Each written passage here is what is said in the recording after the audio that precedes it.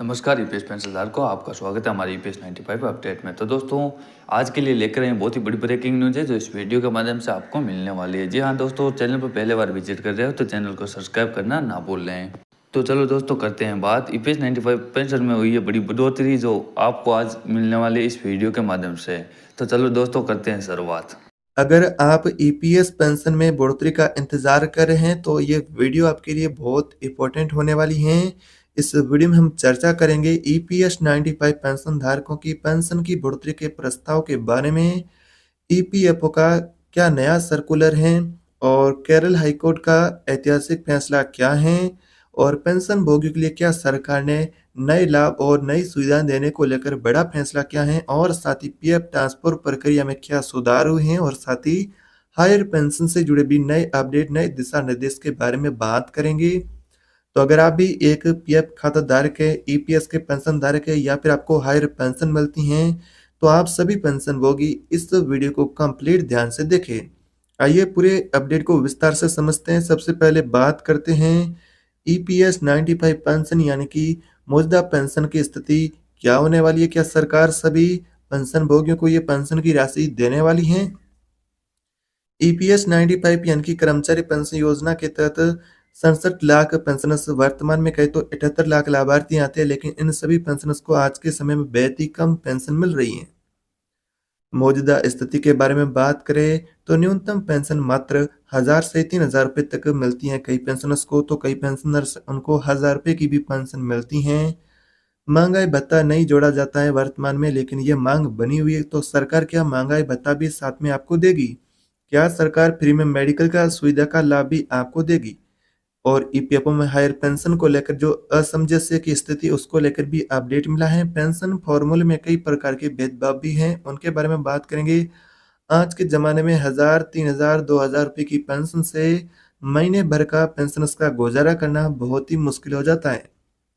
इसलिए EPS pensioners की लंबे समय से मांग है कि न्यूनतम पेंशन 7500 रुपये हो, महंगाई भत्ता भी साथ में जोड़ा जाए। और दूसरी पेंशनर्स की प्रमुख जो मांगे हैं जो पिछले कई वर्षों से चली आ रही हैं, ईपीएस 95 पेंशनर्स कई पिछले वर्षों से यही पेंशन राशि बढ़ाने की मांग कर रहे थे कि सरकार 7500 रुपये की पेंशन लागू करे। और यहाँ पर बात करें एनएससी नेशनल एजुटेशन कमेटी है उसके द्वारा राष्ट्रीय अध्यक्ष कमांडर अशोक राउत ने सरकार के सामने प्रमुख अपनी मांगे भी रखी, जिसमें उन्हें कई बार आश्वासन मिला है, फिर भी अभी भी आश्वासन मिला है कि आपकी पेंशन है जो अगस्त माह तक बढ़ सकती हैं। तो मिनिमम पेंशन मांग की गई है कि 7500 रुपये हो और महंगाई भत्ता भी साथ में जोड़ा जाए और पेंशन भोगी और उनके जीवन साथी यानी कि पति और पत्नी दोनों को मुफ्त मेडिकल सुविधा मिले और हायर पेंशन के पुराने मामलों का निपटारा किया जाए और पीएफ ट्रांसफर की प्रक्रिया उसको भी सरल बनाया जाए और पेंशन स्कीम में मौजूद जो भेदभाव है उसको यहाँ पर खत्म किया जाए। अब सवाल ये है कि सरकार इन मांगों को क्या मानने के लिए तैयार है या नहीं। तो ऐसे में पेंशन की बढ़ोतरी की मांग को लेकर सरकार का प्लान आखिर क्या है। तो ईपीएस पेंशन बढ़ाने का प्रस्ताव सरकार के पास फिलहाल विचाराधीन है, यानी कि सरकार इसको लेकर समीक्षा कर रही है। श्रम मंत्री मनसुख मांडविया ने एनएससी के प्रतिनिधियों से मुलाकात की और पेंशन बढ़ाने पर विचार करने का आश्वासन दिया। ईपीएफओ कर्मचारी भविष्य संगठन भी इस पर चर्चा कर रहा है। पेंशन की राशि बढ़ाने पर सरकार 7500 रुपये न्यूनतम पेंशन देने और महंगाई भत्ता जोड़ने पर विचार भी करिए, जोड़ने जाने का विकल्प है उसको लेकर विचार भी कर रही है कि किस प्रकार से पेंशन भोगियों की पेंशन की राशि में इजाफा किया जाए ताकि पेंशन भोगी उनको भी जीवन जीने लायक पेंशन मिले और इसका आर्थिक बोझ भी ना हो। तो ऐसे में सरकार इसको लेकर समीक्षा भी कर रही है। अगर ये प्रस्ताव पास हो जाता है तो ईपीएस के जो पेंशन भोगी उनको सीधे यहाँ पर 7 गुना का फायदा होगा, यानी कि अगर पेंशन आपकी 7500 रुपये लागू होती हैं तो भी आपको 7 गुना का फायदा होगा। अगर साथ में आपको डीए और मेडिकल की सुविधा मिलती हैं तो पेंशन भोगी उनका जीवन और भी आसान हो जाएगा, उनको कई सारी सरकारी सुविधाओं का भी फायदा मिलेगा। बात करते हैं केरल हाईकोर्ट के फैसले का क्या ऐतिहासिक फैसला है। केरल हाईकोर्ट ने ईपीएस पेंशनर्स के हक में एक बड़ा फैसला सुनाया है। कोर्ट का कहना है कि ईपीएफओ को पेंशनर्स के जो हक है उसमें काम करना चाहिए। हायर पेंशन के मामले में ईपीएफओ को लचीला रवैया अपनाना होगा। पेंशन कैलकुलेशन में पारदर्शिता होनी चाहिए।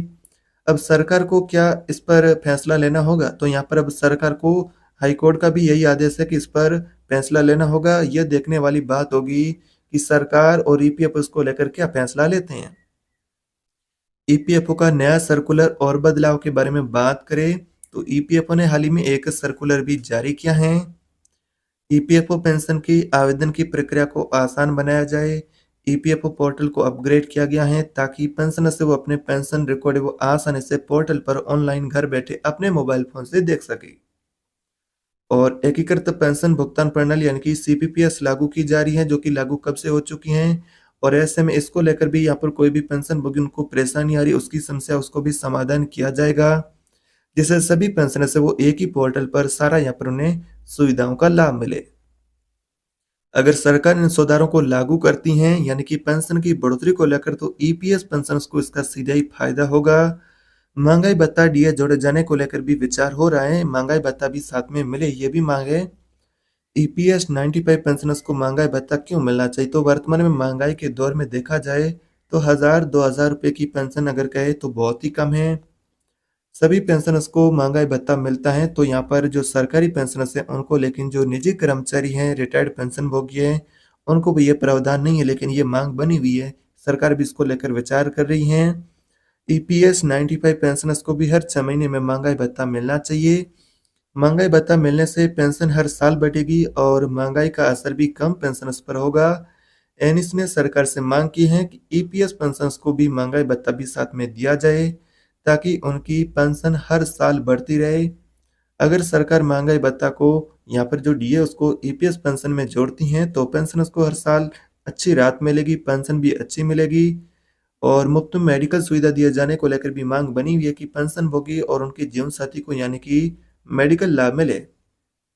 एनएस ने यह भी मांग रखी है कि पेंशनर्स को और उसके यहाँ पर जीवन साथी को सरकार पेंशन दे, केंद्रीय सरकारी स्वास्थ्य योजना में शामिल किया जाए। सरकार इस पर विचार कर रही है और जल्दी बड़ा आपको ऐलान भी देखने को मिल सकता है। अगर मुफ्त मेडिकल सुविधा मिलती हैं तो ईपीएस पेंशन को हर साल लाखों की बचत होगी, क्योंकि वो लाखों रुपए इलाज के लिए यहाँ पर खर्च करते, तो उनको ये भी राहत मिलेगी सरकार से। और ईपीएस पेंशन बढ़ोतरी पर सरकार कब फैसला लेगी? तो पेंशन बढ़ाने का जो प्रस्ताव है उसको लेकर वित्त मंत्रालय, श्रम मंत्रालय दोनों विचार करें। दोनों के पास ये प्रस्ताव जो कि विचाराधीन है। एनएससी लगातार इस पर यहाँ पर मांग भी बनी हुई है एनएससी की, और दबाव भी बनाया जा रहा है कि सरकार फैसला ले।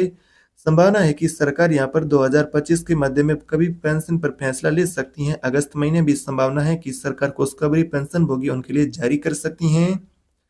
एनएससी की मांग पर सरकार भी विचार कर रही है और श्रम मंत्री और ईपीएफओ के बीच लगातार चर्चाएं भी जारी हैं। संभावना है कि 2025 के मध्य में जो पेंशन की बढ़ोतरी पर सरकार अंतिम निर्णय भी ले सकती है।